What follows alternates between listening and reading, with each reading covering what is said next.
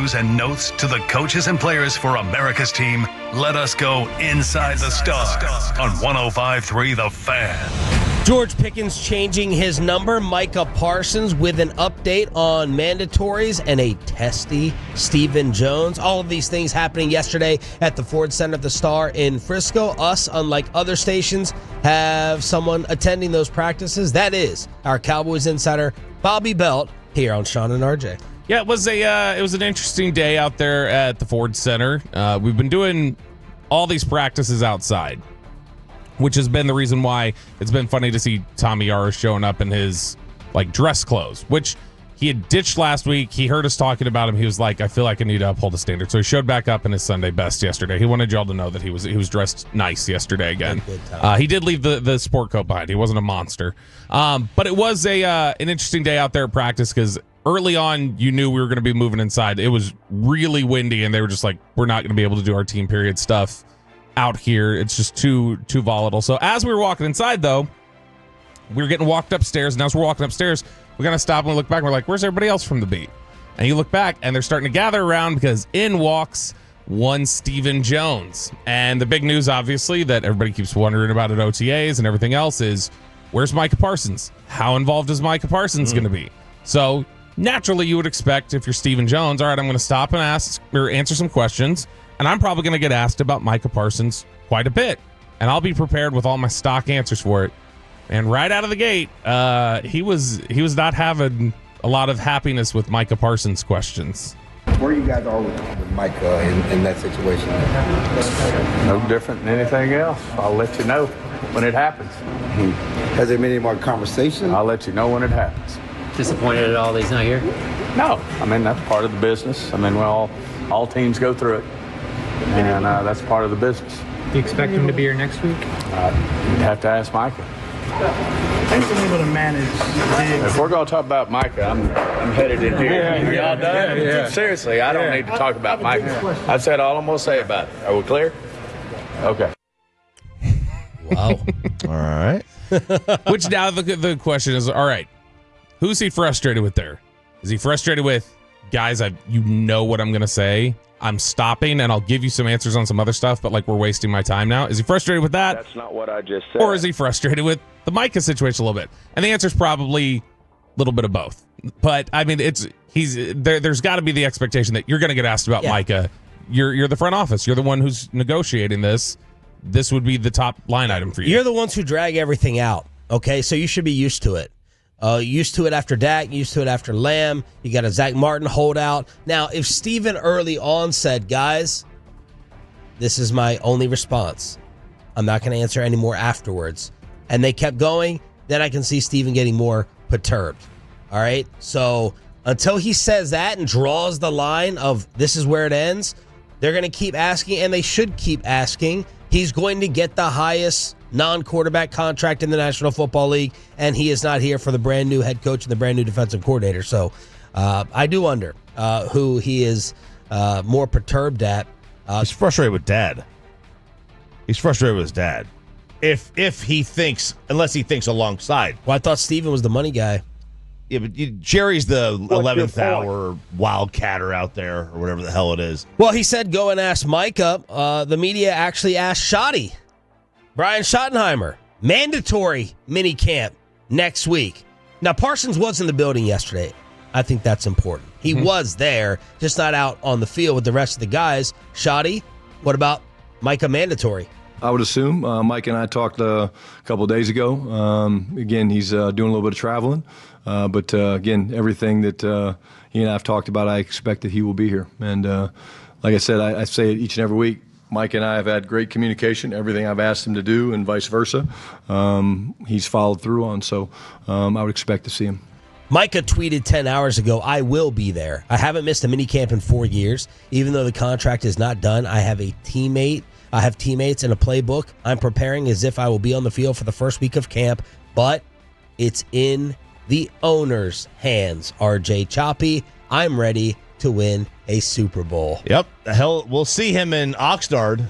Maybe not on the field at the time, but he'll be, maybe at the, I don't even know if he stayed at the Residence Inn. He may be somewhere else. Maybe at a hotel in Beverly Hills, just hanging out And this is his right to do that.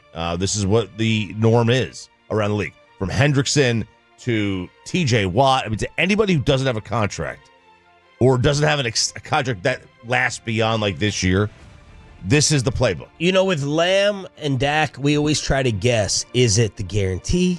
Is it the APY? We haven't really done that lately with the Micah deal. What do you think the specific holdup is? Do you think it's the APY? Do you think it's the guarantee? Do you think it's the length? It honestly feels like, because I think for everybody involved, they've all felt like they've all said it publicly. Steven said it publicly. Like, I think we all believe this is something we can get our hands around. Like, I think everybody knows generally where all this is going to go. So to me, it gives off the feeling of Micah's side is asking for something a little bit more. No, almost just stubbornness of like, let's get a discount somewhere. Like let's find somewhere. Although, I mean, you don't even know because they haven't really actively met with Micah's agent. Like, they haven't really entered into a bunch of deep negotiations with him or talked to him a lot.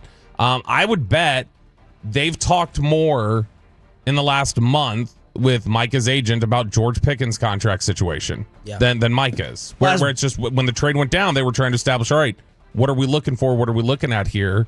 And with Micah, I think they're just happy to kind of let that sit right now. Well, I heard Broadus address this yesterday on G-Bag. Is Broadus listening right now, or is he just texting you? He texted me like an hour ago. He might be listening. I'm not sure. All right. Well, Broadus was saying he doesn't think that agents are calling the Cowboys back. If you're David Mulligeta, why would you call back? As Broadus was saying, they're going to say, all right, 37 and a half. They're going to lowball you. And the pressure's on the Cowboys to have Micah on the field by week 1. That's why an agent, in my opinion, would not feel the need to call back. He's just going to skip OTAs. He's going to skip minicamp. We'll sit out training camp if we have to. You have to have him on the field for your brand new head coach, D coordinator, and scheme. So you eventually have to pay what we want. And that is eventually what is going to happen unless Micah tells David Mulligeta, hey, let's cut a break somewhere. Yeah. So it sounded funny at first when Broadus is like, I don't think that the agents are calling the Cowboys back because why waste time with low balls? But I mean, discounts. You've also got a situation where, like, you just read the tweet. Micah says he's going to be there next week, so even that leverage play that he has, he's not skipping it. He's not missing it.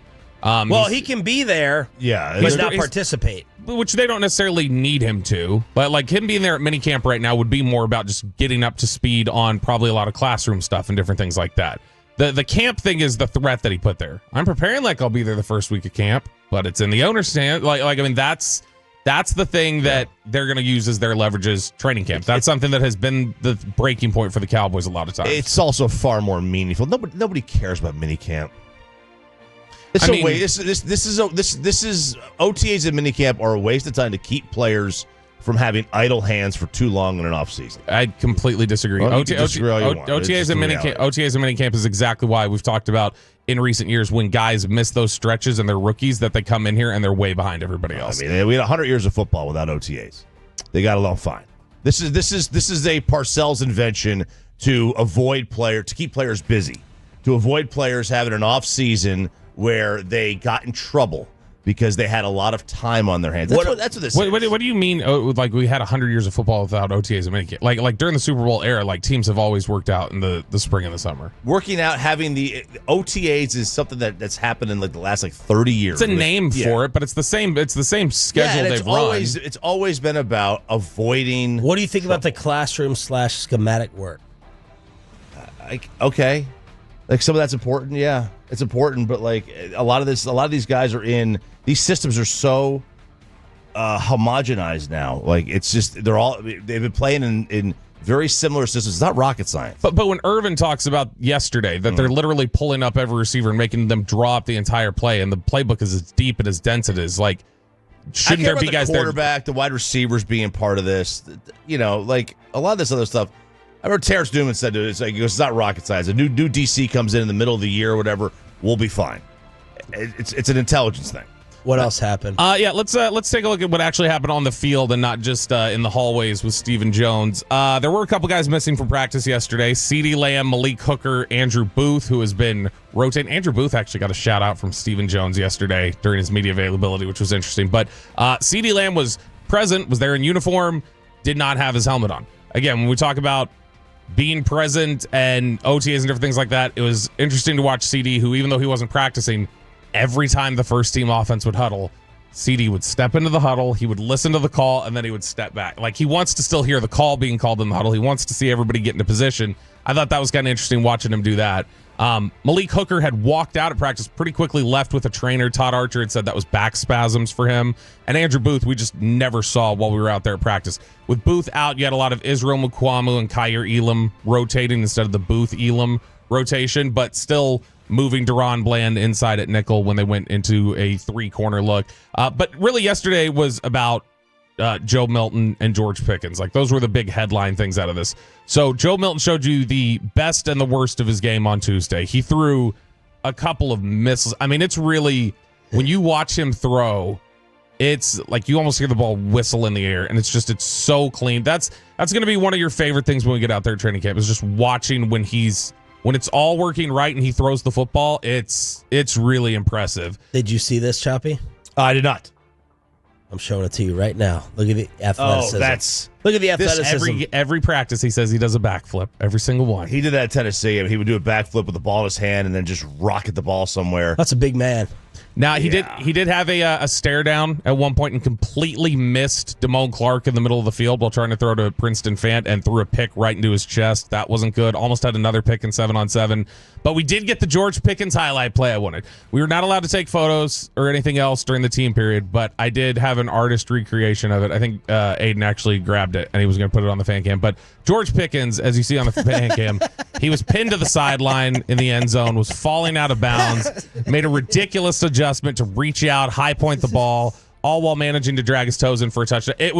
That was impressive. I didn't think any chance he was going to get his feet down. That number doesn't look to scale on his body. It's pretty close. Same guy who is drawing the Diddy photos in court, and that's a different number. Yes, he's wearing 3 now. He had switched to 3, so Dante Fowler's taking over the 13 now, but 3's a better look for George Pickens. He also we got the deep ball to George Pickens during team period, and he had Kyer Elam beat. And I was like, oh, all right, here we go. This is the big highlight play. We're all kind of rising up in our seats, watching it, getting ready.